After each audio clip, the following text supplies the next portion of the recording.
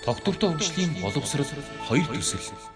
Та бүхэн яриа бол хөгжлийн тухай байхын тодорхой. Ингээ яриагаа эхлэхийн өмнө та манай үзэл суугаа залуучуудад үзэгчдэд өөрийнхөө тухай танилцуулна уу? За сайн байна. Нэвтрүүлэгтээ урьдчилан явдал баярлалаа. Тэгэхээр намайг Төвшин Жаргал гэдэг.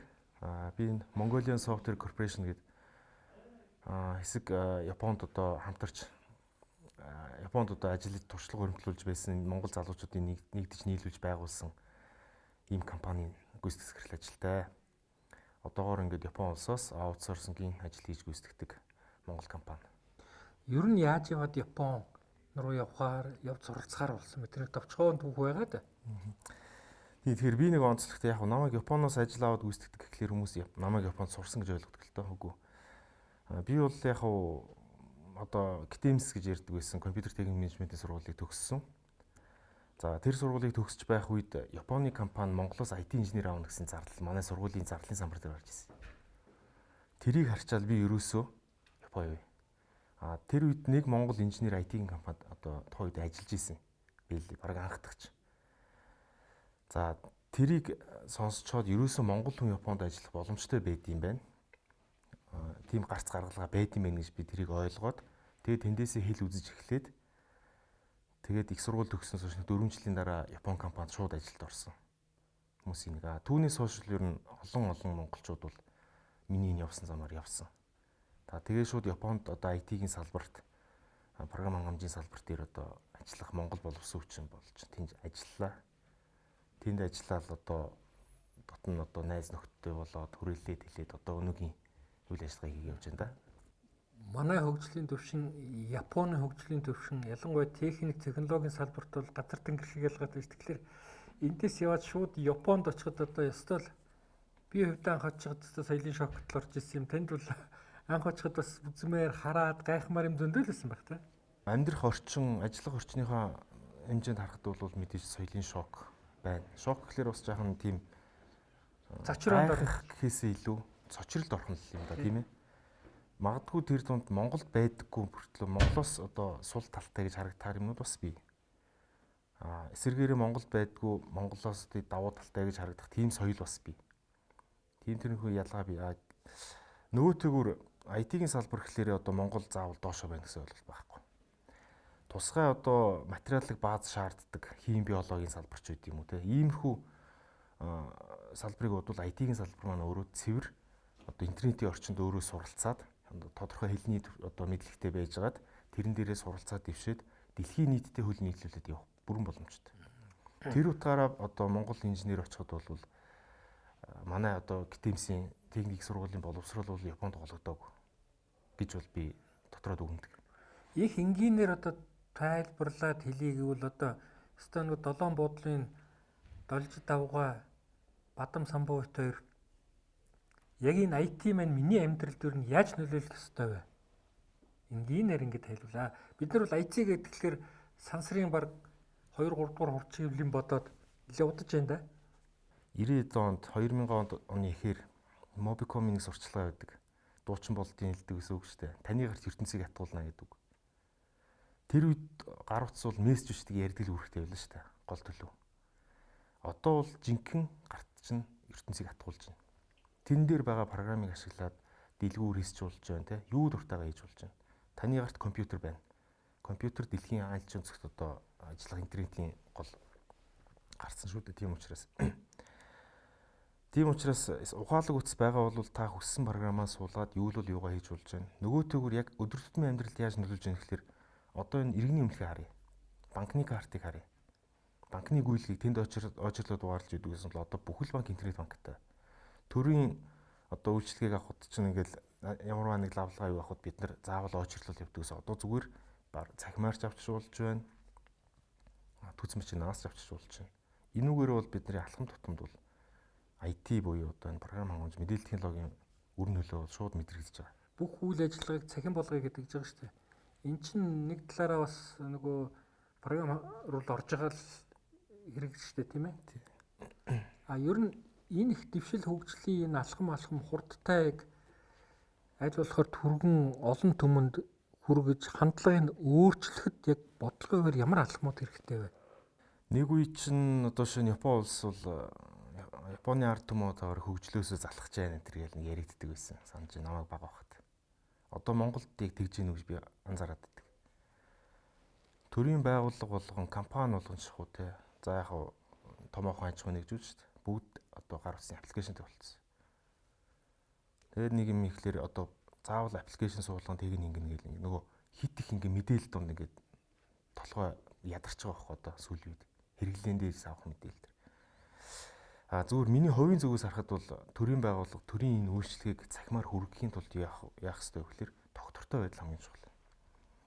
Нэг аппликейшнийг одоо гаргаж байгаа бол тэрэн дээр маш гоё анализ хийгээд хэрэглэгчдэд яавал хялбар хүрэх үү гэдэг одоо яавал ойлгомжтой байх уу гэдэг энэ талаас нь бодолцож хийгээд тэрийгэ доктортой засаг солигдсон ч тэрүүгээрээ үргэлжлээд явдаг. Хүн нөгөө хизээний л хэрэгэл дадсан програм байх нь чухал. Тэгсэн цагт бол хүн маш хурдан одоо хүлээж аавна, ойлгоно, ашиглана тий. Бага дунд чатны ерөнхий боловсролын сургуулиудын хичээлийн хөтөлбөрт нь цахим ертөнц рүү орж нэвтрэх тэр боловсролыг дээшлүүлэх энэ хөтөлбөрийн явцын тухай та ямар бодолтой байдгүй таны хувийн бодол?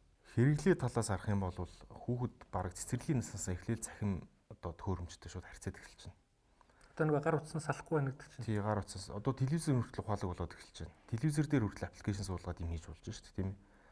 Тэр утгаараа хүссэн хүсээгүй хүүхэд багасаа цахим хэрэглээнд шууд орж байгаа. Харин боловсролын системдээ тэрийг хэрхэн зөв зохистой ашиглах вэ гэдэг. Энийг л сайн одоо сургаж зааж өгөх нь бол чухал гэж бодож байна л та. Ялангуяа энэ дунд одоо цахим орчинд аюулгүй байдал. Энийг бол зайлшгүй анхаарах хэрэгтэй гэж би ойлгодог. Энэ цахим орчин, цахим хөгжил, цахим ирээдүйд танай хамт олон танай компани ямар бодлого, ямар алхам, ямар үйлдэлээр юу хийх вэ гэдэг талаас нь ярьж эхлэв л гэж. Бид бүхэн ерөөсөө гадаадд гарья. Монголын эдийн засгтэр энэ тунд одоо өрсөлдөөд хол явахгүй. Тэгэхээр бид нарт ямар давуу тал байна? Дандаа Японы одоо бизнес соёлоор харьцаад ажиллаж сурцсан хүмүүс. Тэдний хэлийг ойлгоно, соёлыг ойлгоно, бараг харцаар нь ойлгоно. Ийм одоо дадлаг туршлага одоо эзэмшсэнийхээ хувьд тэрийгээ бид нар юм болгоо цаашаа Японы улсын зах зээл рүү орё гэсэн ийм бодлогоор л одоохондоо ажиллаж байна. Яг харамсалтай мэдээ нь юу гэхээр бид нар корона гарахаас өмнө Японы улсад одоо салбар компани байгуулъя. Тентгийн хуулийн этгээд болоод тэдний дүрмээр тоглоё гэсэн ийм бодлого төлөвлөгөөтэй явж илаа. Тэг яг тэр ажил маань жоохон хойшлж байх шиг байна. Ер нь бол Монголын эдийн засгаас хараат бусаар гадаадаас одоо валют оруулж ирдэг. Заавал одоо гадны орон нутагт очиж ажиллаж амьдарч эх орноосоо хол биш. Төрсэн гэр орондоо төрсэн нутагтаа ажил амьдралаа хийгээд одоо толгой доторх мэдлэг чадвараа гадаад улсад үнэлүүлж явах.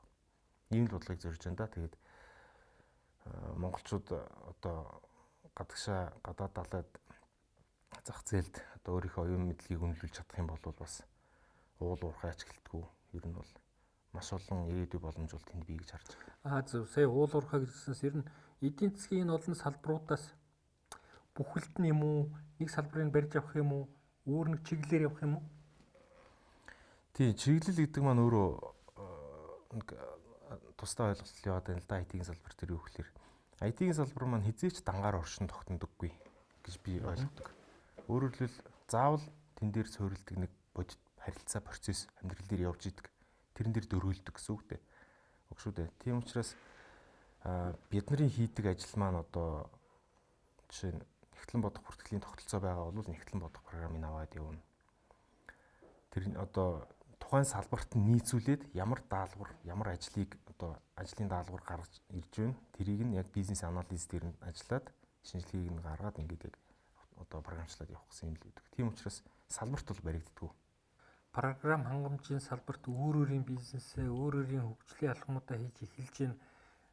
Нэг саад дотор хэцүү саад дотор нь юу гэхээр бидний өөрсдөө дотоод байна. Тогтворгүй засаг захиргаа, тогтворгүй удирдлага, тогтворгүй улс төрөөс бас уршиг нь бас тэр байгаад идэх юм болов уу гэж би зүгээр олон хүмүүстэй уулзаж ярьж яхад тэр өнүүдэнд харагчлаа тэгж бодогдоод байна. 1990-ад оноос хойш 80-ад оны үед бол шинэ бизнес бол гараашаас төрдөг байсан үед их бий. За одоо бол шинэ бизнес бол дандаа санаанаас төрдөг болж байна. Хэдхэн залуучууд нийлээд тэрэн дээр одоо хөрөнгө оруулалт татаад том одоо өнөөгийн Airbnb, Uber гэл одоо дурдж бол зөндөл юм байна л да. Ийм том одоо мега компаниудыг бий болгож чадчихна. Энэ өөрөө тухайн бизнесийн үн цэнийг бол санаан дээр тулгуурлаж харуулж байгаа. Нөгөө талаас энэ дунд яах ёстой вэ гэхээр төр тогтвортой бодлого шийдвэрээр тэр одоо шинэ бизнес боломжуудыг дэмжиж өгөх бодлого хэрэгтэй байна. Төр бол өөрөө худалдаа авах гэдэг утгаараа төрийн одоо цахим системүүдийг бол хувийнхнаас судалж авч болно. Энийг бол яг тусад нь өөр одоо нэг салбар гэдэг одоо салбарч нэг одоо баримтлах чиглэлээр нь авч үзэж болно.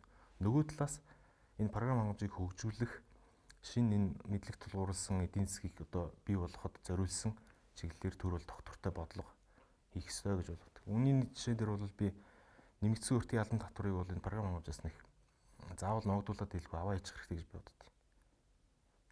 Жохон нуршуу биш магадгүй гэхдээ яг ийм хэрвээ замын компани байлаа гэхэд одоо автозам барих тэр барилгын материал түүхий эдийг нэг компани судалж авна да. Тэр нь одоо шинэ нөөттэй байх шин. Тэгэхэд IT компани ядг үхлээр хүний мэдлэг худалдаж авдаг. Тэнд нөөт байх гүйцэтгэхгүй. Хүн амын орлогын албан татваргээд 10% төлөөд яваад идэг. Ийм учраас ер нь бол нөөт болоод хүн амын орлогын татварыг бол би давхарцсан хүн гэж одоо давхарцсан татвар гэж ойлгодог. Яг энэ дээр бол Япон улсыг хүлгэр жишээ болохоор сайхан хөгжлийн замыг туулаад ирсэн байх л гэж би бодож байна. Мэйжигийн ирэх үед тэр олон залуучуудыг Европ руу, Америк руу явж ирээд тэгээд дараа нь тэд нар ирээд энэ хөгжлийн гаран дээр хоцрогдсон Японыг үдий зэрэгт болгоход бол төр улсын зүгээс бас тодорхой тууштай бодлого барьсан байхаа гэж би бодод. Тэр улсад ажиллаж амьдарч байхын үед бол тухайн үед хэрэгжүүлж исэн төрийн бодлого, тухайн ажил гарга барилын төрөөр сонсч байсан. Яг гадаадд олноор яв суралцсан үе би гаднаас бас яаж мэдлэг технологи одоо дамжуулж нутагт оруулж нутагшуулах уу гэдэг тал дээр бас тууштай ажиллаж исэн юмнууд ч бас байдаг. Тэр дундаас бол хамгийн одоо чухал санагдсан юм бол бүх ажлыг цаасан дээр үлдээдэг. Энэ чанар Японы чанар бол. Цаасан дээр үлдэж байгаа бол тэрийг цааш нь хөгжүүлэх боломж нь нэгдэж байна. Хүний толгойд яваад тахлаар тэр цаашаа хөгждөг юм байна л да. Тухайн нэрээ дуустдаг чинь. За сүүлийн үед болохоор заавал одоо програм хангамжлалаар ихтэй сургалт төгссөн байх албагүй болгож байна. Тодорхой ийм одоо мэдлэг шаардлагатай бол та энэ номыг уншаад хангалттай. Энэ номыг уншаад ардлын тестний ажиллаж байгаа. Тэгээд албан ёсны шалгалтыг өгч. Тэгхийн бол таныг энэ мэдлэгтэр одоо хүлийн зөвшөөрөё. Тим сертификат шалгалт өгөөд авсан хүмүүс бол IT-ийн салбарт ажиллаад явах бүрэн боломжтой. Нөгөө талаас Япон улсын төрийн одоо виз олж байгаа зарчим донд одоо Монголоос инженер авъя гэхэд заавал бас ихтэй сургууль төгссөн инженерийг шаарддаг. Тэдний төлийн зөвшөөрөгддөг албан ёсны мэргэжлийн сертификатыг авчих. Одоо зүүн өмнөд Азид төлийн зөвшөөрөгдөх ч үт юм те. Тэр тэгсэн цагт бол Япон улсад инженерээр ажиллах эрхийг ч олгоё, виз ч өгье гэсэн. Ийм байдлаар Япон улс ханддаг. Мэдээллийн технологийн салбарт. Одоо хамгийн энгийн жишээ хэлэхэд одоо яг IT хөгжүүлээд програм хангамжтай цаашаа хэдийн төлөв ярихад миний энэ иргэний үнэмлэх маань одоо хэр мэдээлэл багтаасан өнөө үедээ хэр амьдралд нийцтэй байна. Энийг цаашд яаж сайжруулах уу гэх юм бол энэ рүү ч гэсэн орно доо. Энэ өргөдөх шаардлагатай тийм. Иргэний үнэмлэх одоо баг хэрвээ нүү гэж боддог. Яг энэ ч өөрөөсөө сайрн тийм. Тэгэхээр одоо энэ програм хангаж маань далайн орчлын ертөнц шиг ийм агуу юмны зөвхөн жаах хэсэг шүү дээ тийм. Тэгэхээр бид нар амьдралынхаа чанарыг улам өргөжүүлээд улам сайжруулах гэхэд бол дорнодын сэлгэр тал шиг орон зай бидэрт байна л гэж би таны яриас ойлголоо шүү дээ тийм ээ. Тэгээд бид нар ярилцах цаг хугацаанд ингээд өндөрлж явах шиг. Тэгээд би лав сонирхолтой хэд мэдээлэл бол сонслоо. Их баярлалаа. Тэгээд эр хүний замын үзүү уртгаас сэтгүүлч инженер хоёр дахиад хэд удаа таарлах болов уу гэж бодож байна. Тэр үе дахиад энийг өргөжүүлж ярья. За өрсөн баярлалаа. За баярлалаа. Тогтвортой хөгжлийн боловсрол 2 төсөл.